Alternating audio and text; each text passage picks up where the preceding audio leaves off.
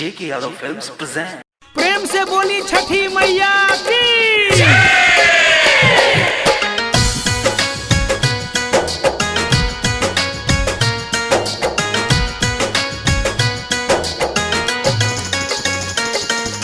Music by Ambe recording studio Delhi.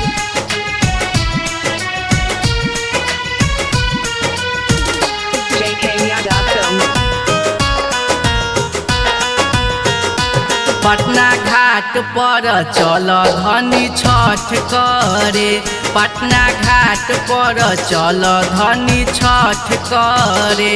कैसे चले सैया बबुआ भाड़ा तंग करे, कैसे चले सैया बबुआ भाड़ा तंग करे। बबुआ के लाना गोदी में उठाई हो सहाई होई है छठी माई।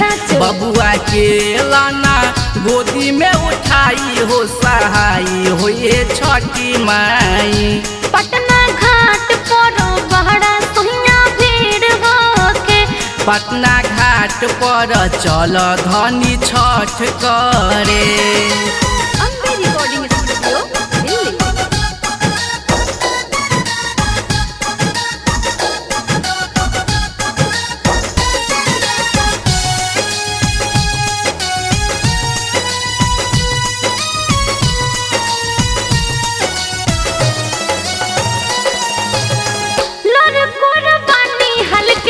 कैसे करब बहारा भूखे प्यासे कोसे, कैसे हम भारा।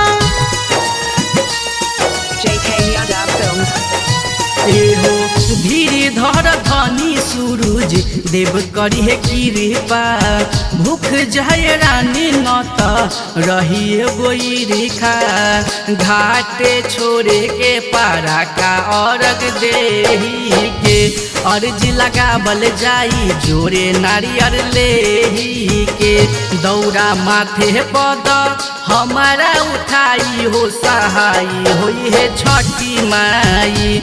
दौरा माथे पद हमारा उठाई हो सहाई होई है छठी माई। पटना घाट पर बड़ा सोहिया भीड़ होके, पटना घाट पर चल धनी छठ करे। बोली बोली छठी मैया की जय।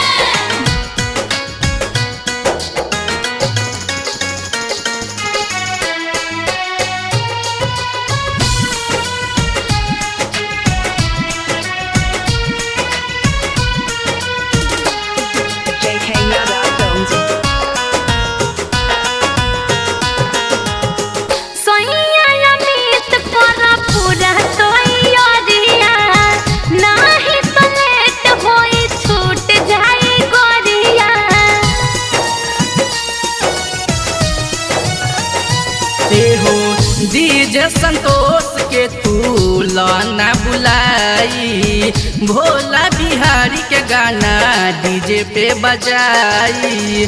जोरे कलश से तू अर्घ दिहा दूध से, पानी में हाथ जोड़िया फल और अमरूद से। दीनानाथ दिहे दर्शन दिखाई हो सहाई होई है छठी माई। दीनानाथ दिहे दर्शन दिखाई हो सहाई होई है छठी माई। पटना घाट पर बड़ा सोहिया भीड़ होके, पटना घाट पर चल धनी छठ करे।